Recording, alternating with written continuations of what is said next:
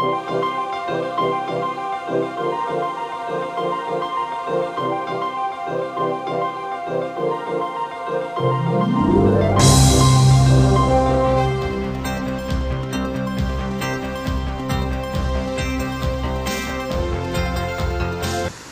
regards to the background of the company, I assume that you already checked our website, so I think I don't already have to answer this. But I'm clipping a PDF file here just to be sure, and I also going to send an email to you.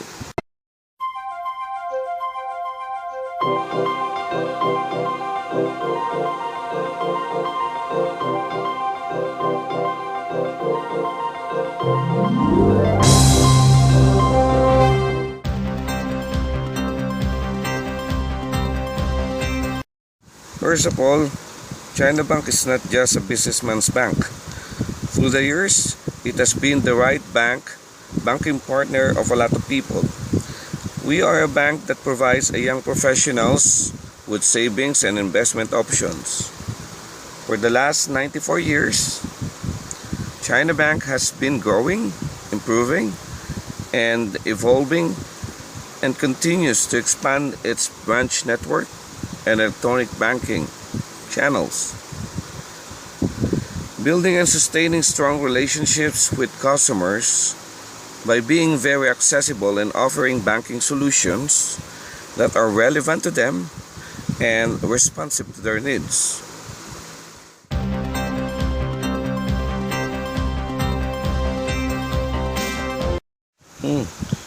For the corporate size, I'm not actually sure for the actual info. So I'm going to include here our annual report of 2015 just to be sure.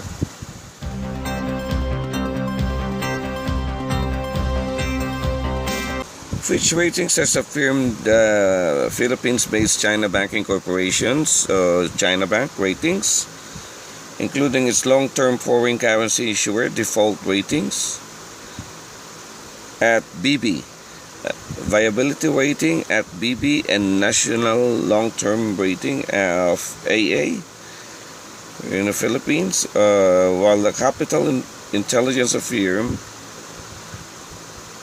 China Bank's financial strength ratings at BBB with stable outlook. So I think you can always find this is on our site.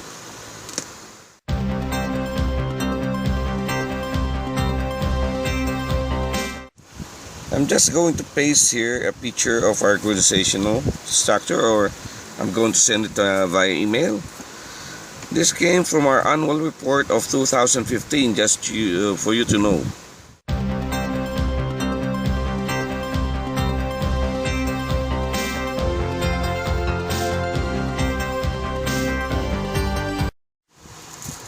Roles, you mean roles? Okay. If I could remember, there are 8 major roles and 6 major functions of a Treasury department.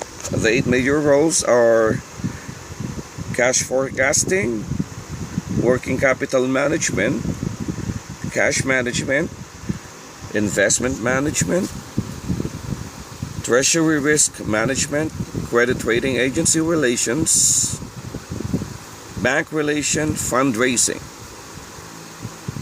And the 6 major roles are cash management, contacts with banks, rating agencies, finance procurement, investments, liquidity planning or control, management of currency, interest and commodity risk, corporate e-finance. And hindi ko na masyadong ma-explain to I understand na finance students kayo.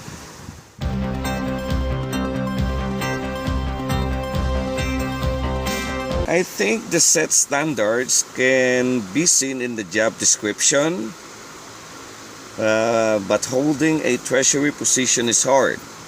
So that means that you have to demonstrate knowledge and skills required to effectively execute critical functions related to corporate liquidity, capital, and risk management.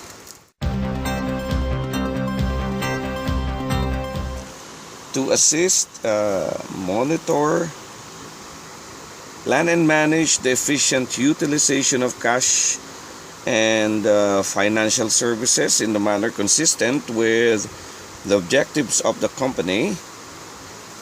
That's just the main objective of corporate.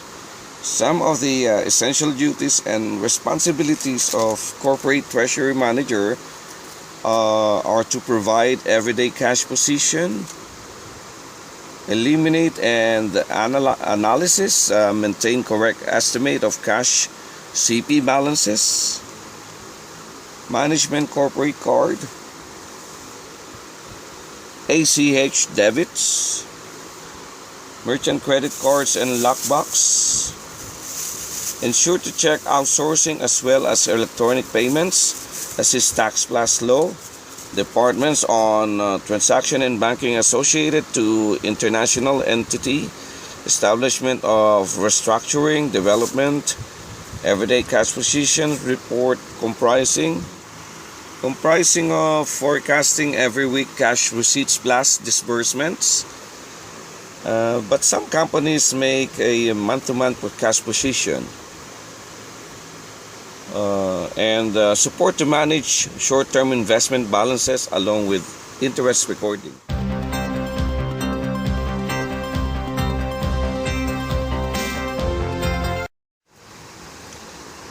There are different kinds of treasury managers. There are risk takers and there are also risk averse.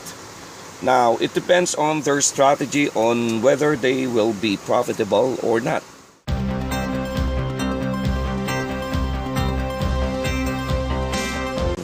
Okay. First contribution is managing risk. Treasurers manage several key risks related to changes in interest rates, credit, currency, commodities, and operations. Different companies face different risks of varying degrees. Second, liquidity risk. Perhaps the most important risk a treasurer must manage is liquidity risk, or the risk that the comply with it will run out of cash either from insufficient revenue, excessive expenditure, or the inability to access funds from banks and other internal sources.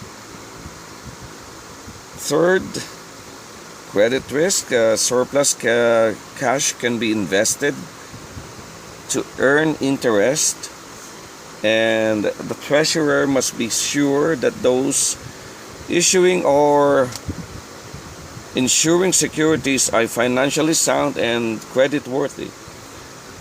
One way to do this is by checking an issuer's credit rating, which provides an independent assessment of the likelihood of the third party will pay on time and in as full as expected.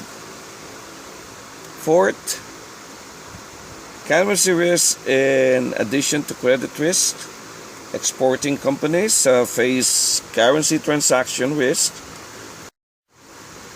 Transaction risk when they translate profit from foreign sales into home currencies. Fifth, interest rate risk.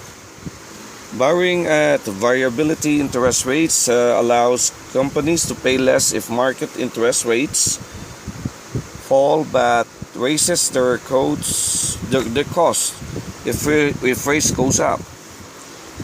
If a company does not pay interest because of insufficient cash,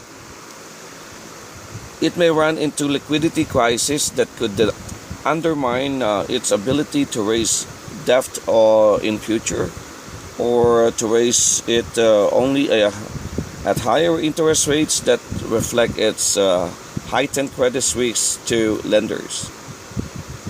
And sixth is operational risk. Operational risk is an internal treasury risk that reflects inadequate operation controls that could lead to loss of company value. An example of inadequate control must be if a treasury dealer borrows money under a company loan agreement, apparently for a business purpose, but transfers the proceeds to his or own bank account because the treasurer is able to undertake both dealings and funds transfer activities. And lastly, risk policies. The Treasury Department's action and its compliance with Treasury policies must be assessed independently and regularly by the Internal Audit Department and by a Treasury Committee comprised of senior management, including the Treasurer. This committee, or an Asset and Liability Committee, will also regularly review and discuss financial risk across the company's assets and liabilities and agree on appropriate actions to manage or transfer them.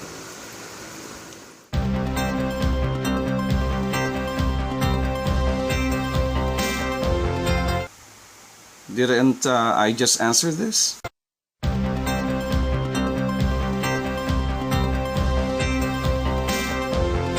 Okay, I'm just gonna list all our subsidiaries and affiliates here. But of course, these companies have different mutual benefits from us. These are China Bank Savings Incorporated, Planters Development Bank, China Bank Properties and Computer Center Incorporated, China Bank Insurance Brokers Incorporated, Manulife China Bank Life Assurance Corporation, and the Bank of China.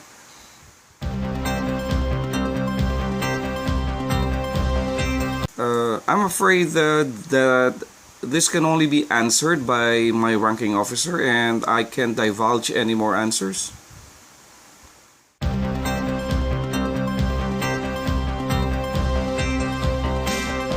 As to the registration, the SEC can use several rules to disqualify the stock offering, but first, primarily the Corporate Council issue a test the waters document to our investors, but only ones that follow specific SEC guidelines and which have been submitted in advance. And then after reviewing the preliminary reports and which will be then submitted for SEC qualifications. Afterwards, the Corporate Council will respond to all SEC letters relating to the preliminary circular.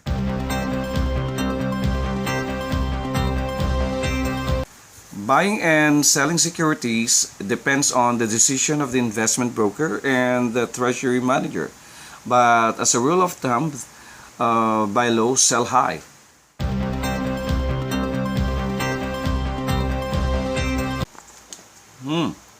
Is it okay if I just list it all here? Unit Investment Trust Funds, China Bank Money Market Fund, China Bank Institutional Money Market Fund, China Bank Short-Term Fund, China Bank Intermediate Fixed Income Fund, China Bank GS Fund, China Bank Balance Fund, China Bank Equity Fund, China Bank High Dividend Equity Fund, and the China Bank Dollar Fund.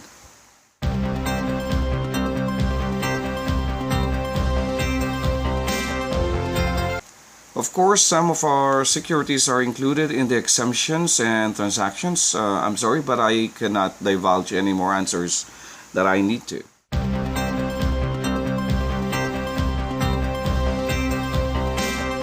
Of course, it will be beneficial.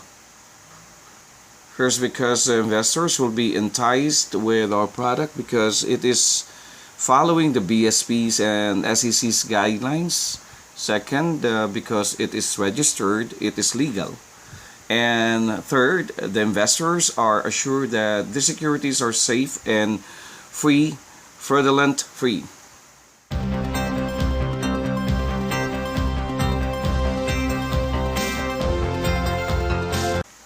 Now, in registering all our securities, we assure you that we are following the SEC's rules and regulations, and I think that almost of our all the companies that usually offer securities follow the six SEC's rules and regulations and exemptions. First, communicate consistently. Second, take advantage of social media. Third, be honest and upfront.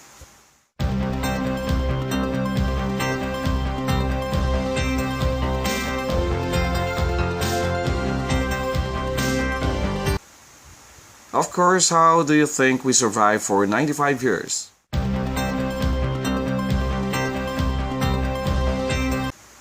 We delegate, it's more efficient that way, and as to how, I think I'm not in the position to answer that indiscriminately.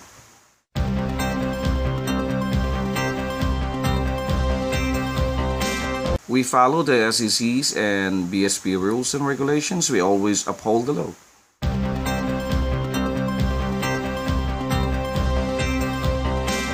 Of course, a centralized treasury role is extremely efficient regarding business decisions.